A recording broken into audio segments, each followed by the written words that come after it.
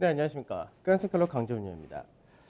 전일 국내 증시 반등세가 나오긴 했었는데 오후장 들어서면서부터 이제 코스닥 쪽에서가 역시 하락을 또 확대하는 그런 흐름이 나타나면서 전반적으로 시장의 상승을 축소하는 흐름이 나타났다 됩니다. 지금 현재 시장에서는 이제 여전히 불확실성이 있는 것이 미 대선 그리고 미국에서의 부양책 여기에 따른 영향을 받는다 이렇게도 될 수 있고, 그리고 시장 자체의 흐름 자체가 많이 좀 바뀌어 있는 그런 상태입니다. 아무래도 이제 경기민감 가치주 쪽에 대해서가 계속해서 이제 부각이 되는 그런 반면에 성장과 코스닥, 중소형 이런 쪽에 약세 흐름이 나타나다 보니까 시장 자체가 이제 상당히 많이 양극화가 되는 모습을 보여준다 됩니다. 그래서 시장에서 이제 우선은 코스닥이라든지 중소형 성장 이게 어디서 먼저 바닥을 만들어 줄 수 있을 것이냐, 이게 첫 번째가 될 것이고, 그러고 나서 경기 민감 가치가 좀 더 확대가 되면서 시장 끌고 갈 수 있을 것이냐, 이 부분이 될 것 같습니다. 자, 어제 시장 하나씩 보도록 하죠. 전일 국내 증시를 보게 되면 장중에는 이제 2360이라는 중요 가격 21선까지 올라가는 흐름을 보여주긴 했었지만 거래 대금 자체가 10조 그렇게 크지 못했다 되죠. 그래서 코스피 같은 경우는 소폭의 강세로 마감이 되었다 되고, 수급적인 부분에서는 외국인이 매수가 들어오긴 했지만 외국인의 매수가 오후장 들어서면서부터 축소가 된 모습을 보여줬고요. 반면에 기관에서는 3천억 가까운 매수가 들어왔는데 이 중에서 프로그램 금융투자자에서가 4,500억 정도가 들어온 반면에 연계금이라든지 이쪽에서는 여전히 매도를 하는 모습을 보여줬다 됩니다. 그다음에 선물시장인데 선물시장도 마찬가지로 장중에는 이제 강한 상승세가 나오다가 결국은 소폭의 강보합으로 마감이 되었다 되죠. 그래서 마찬가지로 외국인이 장중에는 이제 3,000개 가까운 매수를 보이다가 결국 500개 정도의 매수를 끝났고, 누적 순매수는 1,200개 정도로 누적 순매수가 만기 이후로 이어진다 정도 보시면 되겠습니다. 자, 그다음 코스닥인데 코스닥 같은 경우는 시장에서 약하다라는 부분이 어쩔 수 없는 것이, 시장에서 지금 워낙에 과하게 올라갔던 부분이 있고 현재 개인들의 매도세 이 부분에 따른 매수를 기관이나 외국인이 받쳐주면 괜찮은데 그런 부분이 없다 보니까 결국 이제 1.4% 정도 하락해서 마감이 되었습니다. 특히 이제 거래대금이 급감하는 그런 모습을 보여줬다는데 거래대금 같은 경우 최근 3개월 내 최저치를 나타내줬다 됩니다. 그래서 거래대금이 8조 4천억 정도밖에 안 되기 때문에 이 부분을 보게 된다면 시장에서 코스닥 쪽에서 이제 개인 투자자들의 투자 심리가 굉장히 약해졌다 이렇게 봐야 되겠죠. 수급적인 부분에서 외국인 소폭 샀고 기관에서는 매도가 이어졌다 이렇게 됩니다. 자, 바로 해외 증시 보도록 하죠. 어제 이제 중국에서의 경제 지표가 상당히 중요하다라고 말씀드렸는데 중국에서의 경제 지표가 약간 혼조로 나타난 모습을 보여줬다 됩니다. 우선 시장에서 가장 중요하게 생각했던 것이 3분기 GDP 이 부분이었는데 GDP 성장률 같은 경우가 시장 컨센서스를 하회하는 그런 모습을 보여줬다 되죠. 다만 이제 중국에서의 경기 회복세가 이어진다라는 부분에서는 변동이 없지만 시장의 기대치보다는 못하다 이 부분이 시장에서 차익 실현의 물량, 차익 실현이 좀 떨어지는 그런 과정이 있었고요. 그다음에 이제 반대로 시장에서 소매 판매라든지 산업 생산 같은 경우는 굉장히 잘 나온 그런 모습을 보여줬다 됩니다. 그래서 실제적으로 제조 쪽이라든지 뭐 생산 그리고 소비 이런 쪽은 오히려 좋은 모습을 보여줬다든가 이제 GDP가 약했다라는 부분에서가 시장에서 어제 하락으로 마감이 되었다 됩니다. 그래서 3,320포인트 전후가 상당히 중요한 가격인데 그 가격들이 살짝 하위에서 마감이 되었다 이렇게 보시면 되겠죠. 자, 그 다음에 미증시인데 미증시 같은 경우는 1.5% 전후에 하락을 나타내줬다 됩니다. 사실 이제 미증시 같은 경우는 지난주에 앞전에 고가 라인대까지 올라오고 나서 그 라인대에서 소폭 하락이 나오다가 반등이 나오다가 이 부분이 반복이 되는 그런 모습입니다. 현재는 특별하게 모멘텀이 없다고 되겠죠. 그러니까 중요 기업들의 실적 발표가 있거나 이 부분이 나타날 때는 뭐 변동이 좀 더 강하게 나타날 수 있다 정도 될 수 있는데 지금 현재는 미 대선이 이제 2주 정도 남아 있는 상태에서 이제 뭐 지지율이 조금 좁혀들었다 뭐 이런 얘기도 나오긴 하는데 거기에 따른 경계감도 있다가 되는 것이고, 그다음에 부양책 관련해서도 계속해서 하니 안 하니 이런 부분이 되기 때문에 거기에 따른 경계감이 또 확대가 되었다 됩니다. 그래서 그에 따라서 매물 출회가 되었다 정도 보시면 되는데 장 마감 이후에 협상이 또 가능해졌다 뭐 이런 식으로 좀 얘기가 나오다 보니까 현재 그 부분이 이제 미서물 소법 반등이 나온다 정도 이렇게 되는 케이스고요. 전반적으로 하락을 했다 그런다. 이 중에서 인텔에서가 이제 낸드 메모리 쪽에 대해서 매도를 한다는 부분이 있는데 이거를 하이닉스가 인수한다 이런 말이 나왔습니다. 그래서 이 부분이 시장에서 국내 오늘 SK 하이닉스를 중심으로 하이닉스 향 매출이 많은 반도체 장비랑 소재 쪽에서가 모멘텀을 받을 거냐 이게 중요할 것 같습니다. 그래서 시장에서는 이제 전체적으로 볼 때 일부 경기 소비재, 뭐 자동차라든지 이런 쪽은 소폭 강세를 띠긴 했는데 그다음에 반도체 쪽에서가 그나마 상대적인 강세를 보였다 되고 빅테크라든지 헬스케어, 금융, 소재, 산업재 그 외적인 쪽은 전반적으로 하락 마감하는 모습을 보여줬습니다. 변동성 지수가 25에서 30 이 사이를 지금 거의 한 달 반 정도 이어지고 있는 모습입니다. 변동성 지수도 좀 더 올라갔다가 되죠. 그래서 29.1선까지 올라왔고요. 유가 같은 경우는 40.8불 거의 변동이 없습니다. MSCI 코리아 인덱스 같은 경우는 소폭의 약세로 마감이 되었다 이렇게 되는다. 실제로 이제 MSCI 코리아 인덱스도 지금 현재는 시장에서 미 증시보다는 국내 증시가 더 중요하다 이렇게 된 케이스입니다. 그다음 달러 인덱스는 소폭 하락을 했고 원 달러 한 줄은 1,140원을 어제 여기 환율에서는 이탈하는 흐름도 보여주고 있습니다. 환율적인 부분에서는 실제로 문제가 없다 이렇게 보시면 되겠죠. 자, 미증시 차트 잠깐 볼까요? 나스닥 지수를 보게 되면 나스닥 같은 경우가 기본 마디폭을 뽑았다 되죠. 뽑고 나서 지금 현재 내려왔다 드는데 현재는 이제 박스권의 중간 마디와 21선 이 가격대에서 지지를 해줄 것이냐 이 부분이 됩니다. 그래서 실질적으로 현재 미증시가 더 위로 가기에는 모멘텀적인 부분이 없다가 되는 케이스고 여기서 이제 방향을 이제 11월 달 바로 미 대선 결과에 따라서 위쪽으로 무게를 잡을 거냐 밑으로 더 떨어질 거냐 이 차이가 될 텐데 우선 이 중간 마디를 중심으로 해서 왔다 갔다 할 가능성이 상당히 높다 정도 보시면 되겠습니다. 그래서 21선과 그리고 박스권의 중간 자리대 이 가격이 11,200원에서 11,350 정도 그래서 이 가격대에서 지지가 되느냐 여부 정도 보시면 될 것 같습니다. 자, S&P 지수도 보도록 하죠. S&P 지수도 이제 앞전에 강하게 상승하고 나서 기본 마디 뽑고 그리고 중간 마디이자 앞전에 매물대의 상단 자리에 드는다. 이 자리가 3,430포인트 전후 정도 된다로 보시면 되겠습니다. 그래서 이 가격대에서 역시 지지를 해주느냐고 나중에 떨어진다가 되면은 결국 상가 패턴으로 전개될 가능성이 높아진다 그런다. 상가 패턴이라는 얘기 자체가 시장에서 방향이 현재는 모호하다 이렇게도 볼 수 있기 때문에 결국 미 대선 결과 여기에 따라서 바뀔 수 있다는 부분은 동일하다가 되겠죠. 자, 그 다음에 MSCI 코리아 인덱스입니다. MSCI 코리아 인덱스를 보게 되면 거의 변동이 없죠. 그러니까 MSCI 코리아 인덱스는 실제적으로 지난주 금요일 날도 보합이었고 어제도 거의 약보합 정도 거의 변동이 없습니다. 그래서 MSCI 코리아 인덱스는 박스권 상단이자 추세 라인대의 지지 라인대 이 가격대에서 움직임이 계속해서 제자리 나타내준다 그런다. 앞서도 말씀드렸듯이 MSCI 코리아 인덱스에서는 삼성전자라든지 하이닉스 이 반도체에 대한 비중이 훨씬 더 높은 그런 케이스이기 때문에 국내 증시가 삼성전자와 하이닉스가 하락 자체가 나타나지 않는 그런 흐름이기 때문에 거기에 맞춰져 있다라고도 볼 수 있습니다. 그래서 최근 들어서는 미증시를 따라가는 흐름이 나타나는 것이 아니라 국내 증시에 따라서 영향을 나타내준다. 이렇게 봐야 될 거죠. 자, 어제 시장 보도록 하죠. 전일 시장을 보게 되면 이제 확연하게 보이는 것이 차별화라는 부분이 확연하게 나타난다든가 우선은 전체적으로 상승한 업종이 더 많긴 합니다. 그러니까 지수 자체는 소폭의 상승이었는데 강세가 두드러기 나타났다. 이 부분에서 우선 1차적으로 금융투자를 중심으로 한 프로그램 매수가 들어왔다는 부분과 시장에서 불안한 흐름이 나타나다 보니까 차라리 안정적인 배당 투자를 하자라는 쪽도 들어오는 모습을 보여줬고 그리고 이제 더 이상 빠질 것이 없이 앞으로 좋아질 것이다 라고 기대를 가지게 되는 바닥권에 있는 종목군들이 상당히 강한 흐름을 보여줬다 됩니다. 그래서 전체적으로 보게 되면 가장 강세를 보여줬다. 이게 의류 쪽에서가 상당히 강한 흐름을 보여줬다 되고요. 은행이라든지 보험 역시 배당 관련된 모멘텀을 가진다 되고 내수 유통도 상당히 강한 흐름을 보여줬다 됩니다. 그다음에 기계라든지 이쪽도 소폭 강세 띄었고 철강 역시 소폭 강세 띄면서 전반적으로 강세 쪽이 좀 더 많았다 이렇게 볼 수 있고요. 반면에 이제 하락이 나타났다 된 쪽이 자동차 그 다음에 2차 전지를 중심으로 한 이제 기존 주도주들 그리고 인터넷 관련된 쪽도 마찬가지 동일한 케이스를 보여줬다 됩니다. 그래서 시장에서 이제 사람들이 얘기했다는 일부 주도주들이 기존에 움직였던 기존 주도들이 빠지는 반면에 소외주들이 반등한다 이런 얘기도 하긴 한다. 전체적으로 볼 때는 경기 민감 가치가 강세에 뛰는 반면에 그 외적으로 빅7을 중심으로 해서 자동차까지 하락을 했다 정도 이렇게 보는 게 좋을 것 같습니다.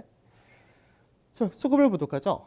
수급을 보게 되면은 우선 하이닉스가 사실 그 하이닉스가 인텔의 낸드 플래시 쪽을 인수한다라는 거를 저는 개인적으로 상당히 좋은 케이스다라고 보는다. 하이닉스 같은 경우는 이제 아무래도 D램 쪽에 대해서는 기술력이라든지 점유율을 가지고 있지만 이제 낸드 쪽에서가 항상 부족한 모습을 보여줬는데 그 부분을 인수한다는 부분이 하이닉스가 이제 반도체 회사로서는 어느 정도 제 위치를 찾아가지 않을까 그런 전망이 드는데 우선 하이닉스에 대한 매수가 굉장히 강했다 되죠. 그다음에 두산 피어셀이라든지 세트를 헬스케어도 들어오긴 했는데 삼성전자가 동반 매수, 그러니까 반도체 쪽에 동반 매수 들어왔고요.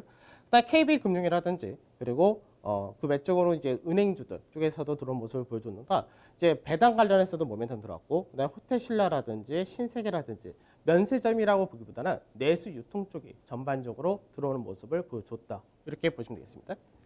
자, 그 다음에 매도 쪽에서는 이제 세트를 대해서 매도가 계속해서 이어졌고요. 현대모비스 역시 외국인들 매도가 강한 모습을 보여줬다 됩니다. 그다음 한국전력이라든지 현대차, 삼성전자 우선주, 그다음 SK텔레콤이나 포스코, 네이버 이런 쪽도 매도가 나게 됩니다. 실제로 밑에는 거의 매도가 없었기 때문에 자동차 쪽과 제약 쪽에서가 매도가 컸다 정도 보시면 될 것 같습니다. 현대차 같은 경우는 특히나 이제 장 마감 이후에 대규모의 충당금 설정을 했다라는 부분이 있는데 사실 현대차와 기아차가 3조 4천억 정도의 충당금을 설정했다. 그러니까 실적에 대한 기대치에 있던 부분이 꺾였기 때문에 전체 시장에서의 실적을 생각할 때 앞전에 삼성전자라든지 그 외적인 쪽이 상당히 높은 실적을 나타내줬던 부분을 자동차가 깎아 먹었다. 이렇게도 볼 수 있습니다. 다만 이제 자동차 쪽에서는 이런 생각도 해야 되는데 실제적으로 보통 이제 CEO가 바뀔 때 보통 빅베스를 많이 합니다. 근데 현대차 같은 경우는 빅베스를 했다라기보다는 앞으로 발생될 수 있는 세타 엔진에 대한 충당금을 굉장히 대규모로 설정을 했다. 이렇게 보시는데 이번 실적 발표를 하기 전에는 굉장히 큰 악재가 당연하다. 이렇게 생각해야 됩니다. 다만 올해 지나고 나서 내년부터 실적의 안정성은 더 높아진다. 이렇게도 볼 수 있기 때문에 그런 부분을 좀 염두를 해두셔야 될 것 같습니다. 삼성전자 역시 기관들 많이 샀다가 되고요. 그 다음에 포스코라든지 신한지주, KB금융, 현대백화점, 하나금융지주, 하이닉스, 신세계. 그래서 전체적으로 기관에서도 반도체를 중심으로 해서 은행, 내수유통, 포스코, 그리고 건설까지 들어온 모습을 보여줬다 되죠. 그러니까 전체적으로 반도체 제외하고 그 외적인 쪽에서는 배당과 그리고 경기민감 가치 이런 영역이다라고 보시면 되겠습니다.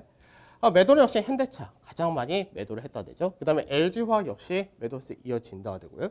현대글로비스 그리고 카카오 같은 인터넷 쪽도 역시 매도가 나왔기 때문에 자동차 전체적으로 자동차와 그 2차 전지 그리고 인터넷 관련된 2차 전지까지 해서 다 나왔기 때문에 결국 빅7 플러스 자동차까지 매도를 했다 됩니다. 자, 어제 실적 발표한 GS건설 한번 보도록 하죠. 건설 같은 경우는 사실 실적 대비해서 주가가 굉장히 싸다가 이렇게 생각하셔야 됩니다.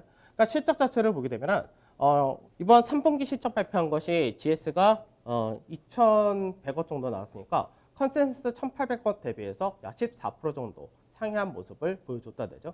그래서 건설 같은 경우는 수주 산업이다 이렇게 주로 얘기를 하고 그리고 정부에서의 부동산 정책에 따른 피해다 이렇게도 보고 있는데 실제로 정부 정책 자체도 앞으로 주택 공급을 늘린다 이렇게 되기 때문에 시장에서 더 이상 나빠지기보다는 좋아진다 이런 관점이 상당히 높다고 보셔야 됩니다. 그래서 실적에 대한 전체적인 전망을 보게 되면 이제 올해 같은 경우가 해외 공사 수주가 있는 쪽이 코로나 영향을 좀 받는다는데 GS건설 같은 경우는 올해 실적 전망이 영업이익이 약 7,100억 정도 나타난다고 봅니다. 그러면 앞전에 영업이익이 2018년도에 1조가 넘어갔을 때 그 당시 GS건설의 주가가 한 5만 6천 정도 됐었는데 지금 현재 내년에 대한 전망이 어떻게 되냐? 다시금 1조를 회복한다. 이렇게 되기 때문에 결국 건설업종도 올해가 실적 바닥, 내년이 실적 회복 이렇게 볼 수가 있는 케이스입니다.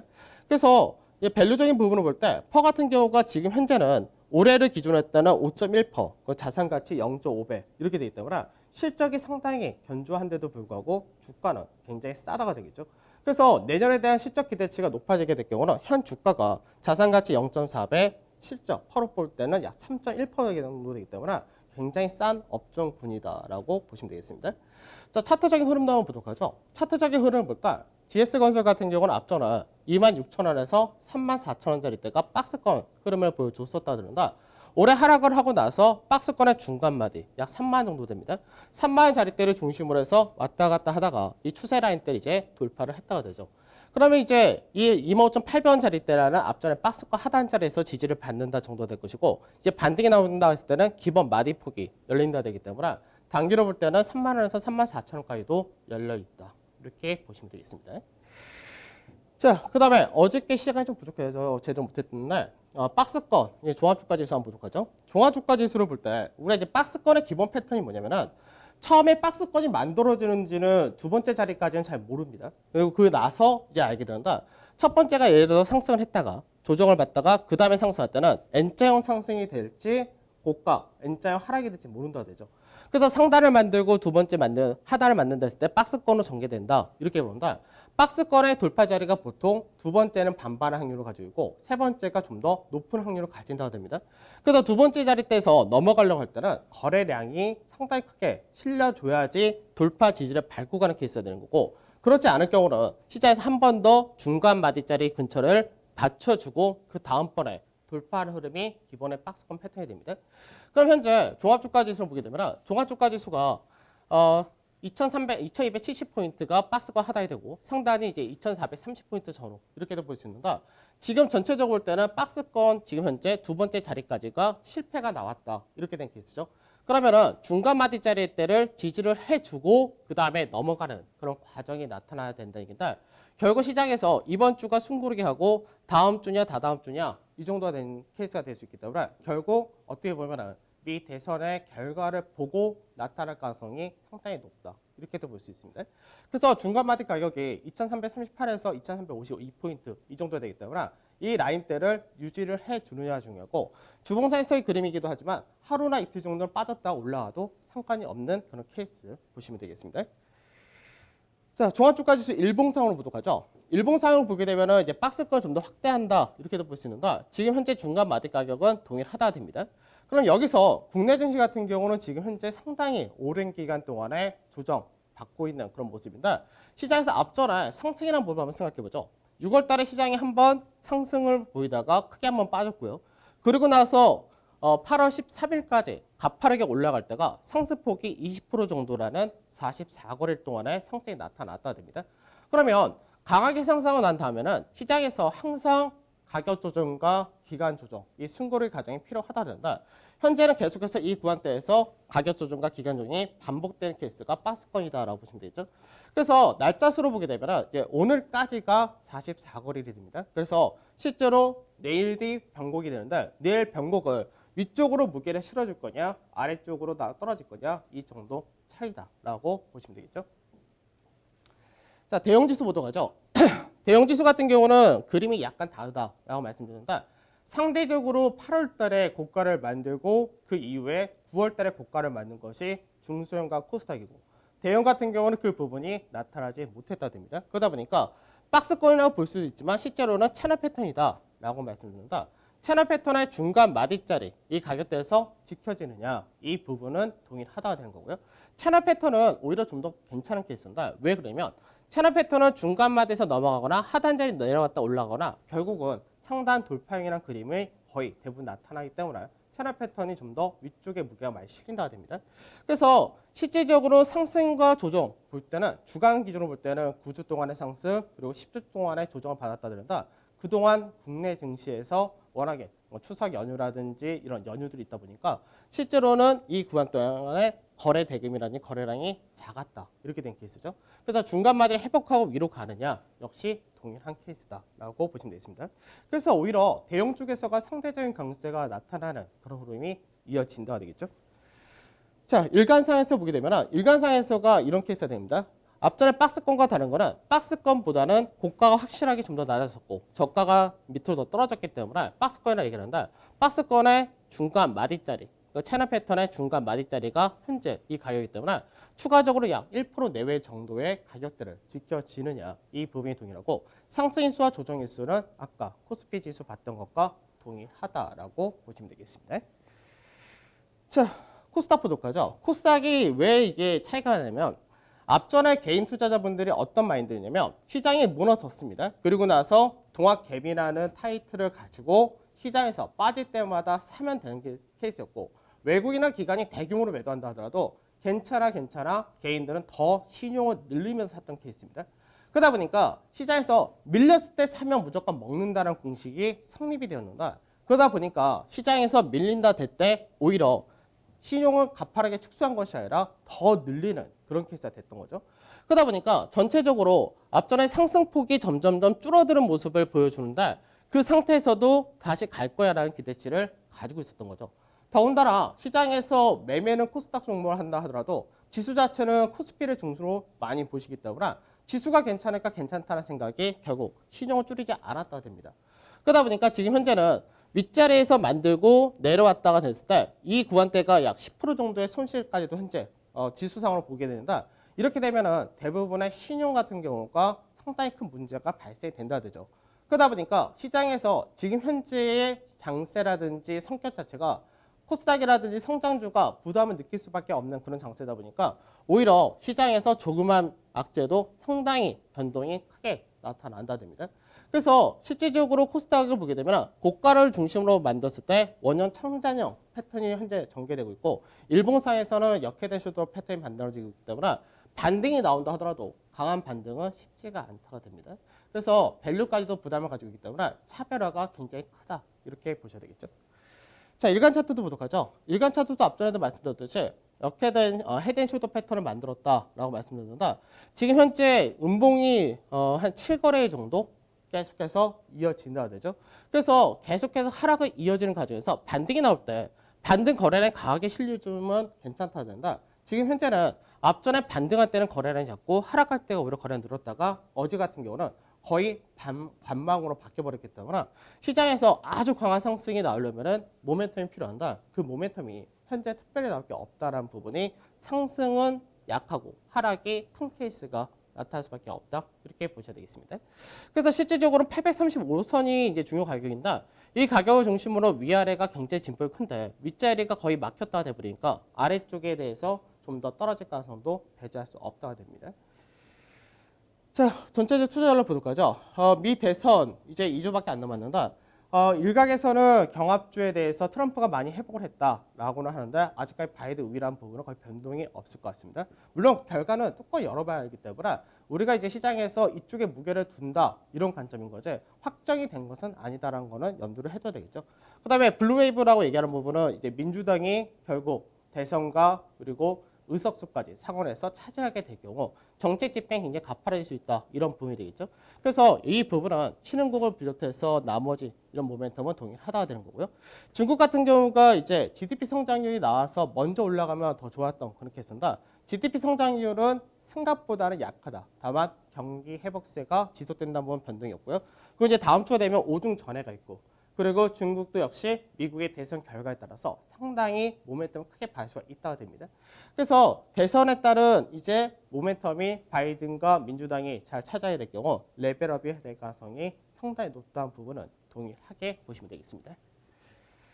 자, 국내 증시에서는 이제 확연하게 이제 점점 더 눈에 띄기 시작하는데 이게 처음에는 대형 민감 가치주 이쪽에 대해서 모멘텀을 더 키우자, 더 확대해야 된다라는 게 잘 들어오지 않습니다. 근데 시간이 지나서 점점 더 커진다고 되는데 이 경우에서는 이제 실질적으로 성장주도 언제든지 기술적 반등이 나올 수 있습니다. 다만 무게추가 이쪽이 훨씬 더 강하다 이렇게 보셔야 될 것 같고요. 어닝 시즌을 앞두고 이제 현대차 그룹이 시장에서 어떻게 보면은 굉장히 안정적으로 좋았던 어닝을 한 번은 이탈시켰다 됩니다. 그러다 보니까 이제는 업종별 종목별로 차별화가 좀 더 커지긴 할 겁니다. 그래서 코스피는 아까 말씀드렸던 주요 자리대 여기를 지지를 하고 회복하고 이런 과정이 필요하다가 될 거고요. 코스닥은 835를 중심으로 위아래가 굉장히 컸는데 위가 없어졌으니까 지금 현재는 이 가격대 800에서 810포인트 지지를 할 거냐 그리고 실제로 이 가격대 지지 못하면 밑으로 좀 더 확대를 해야 될 겁니다. 그래서 업종 자체를 반도체는 뭐 여전히 똑같다가 되고요. 배당주로서 은행주도 그대로 가야 되겠죠. 다만 이제 자동차에서 완성차 같은 경우는 현재는 이제 단기적으로 중립이지만 실적 발표를 하면서 여기서 체크해야 될 게 뭐냐면 시장에서 기존 컨센서스가 있었는데 그걸 확연하게 그래도 넘어가느냐를 보여줘야 됩니다. 충당금을 제외할 경우. 그러면 그 부분이 잘 나온다면 그 다음번부터는 정상적인 이익을 더 안정적으로 나타날 수 있다. 이렇게 될 수 있기 때문에 그것까지 확인을 하고 움직이는 것이 좋을 것 같습니다. 그 외적으로는 경기민감 가치주, 철강, 조선건설, 항공해운 등등등 뭐 굉장히 많겠죠. 이쪽을 보시면 될 것 같습니다. 자, 뭐 계속해서 변동성이 있는데 업종별 차별화도 상당히 강하고 무게추를 어디로 두느냐 이게 상당히 중요한 시장인 것 같습니다. 오늘도 성공 투자하시고 저는 내일 찾아뵙도록 하겠습니다. 감사합니다.